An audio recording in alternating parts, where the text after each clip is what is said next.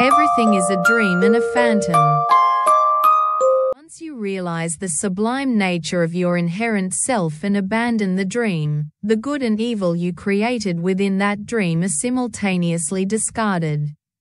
At that moment, even if you had accumulated the karma of Avicii hell, it would cease to exist. Even if you had forged the destiny of an emperor, it would no longer hold. Thus, this dream we have always mistaken for reality must be relinquished, regardless of how much good or bad it contains.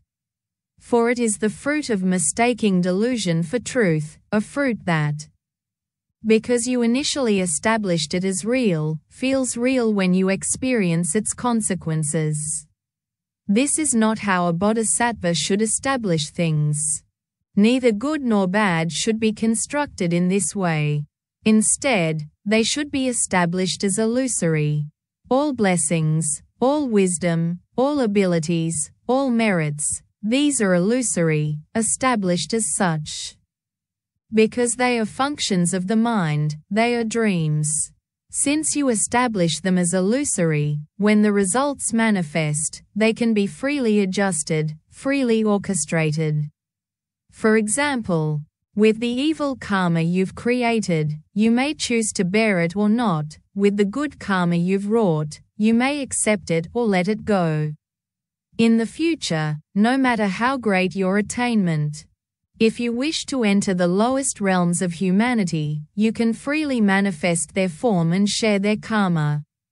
This is possible because you can adjust it at will. It is an illusory existence. A dreamlike existence, not a substantial one. What is substantially existent cannot be adjusted or altered. What is illusory can be freely orchestrated and changed. In our initial training, the process is actually quite simple. I've done it before. Take, for instance, everything before our eyes. Every person, every object.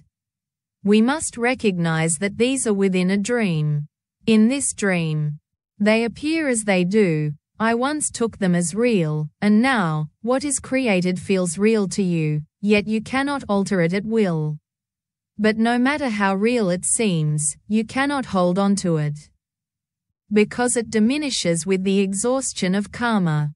Your karma is constantly being consumed, moment by moment, and so too are all things, including your body. Thus, people age and eventually die. Because it is depleted. The same applies to all phenomena. At this point, though you perceive this karma as real, it is still being consumed. So, you redefine it. These are dreamlike, illusory manifestations of karma. From now on, in all that we create, we must consciously craft this illusion, craft this illusion, craft these dreams. Because they are illusory, dreamlike, and combinable. When you apply them in the future, you can combine them at will. Thus, it's merely a matter of changing the definition, rehabituating ourselves from believing in substantial existence. We now recognize it as dreamlike, illusory. We must strip away the bonds of past notions of substantiality, letting all defilements fall away completely. Once they are cleansed, the illusory existence you establish is neither dust nor defilement. You can instantly turn it into defilement, or make it vanish entirely, because it is illusory. And the illusory can be freely orchestrated. The substantial cannot be freely adjusted. How long it takes to fully achieve this varies by individual. If you persist without interruption, day and night, for 21 days, you should be able to solidify this concept.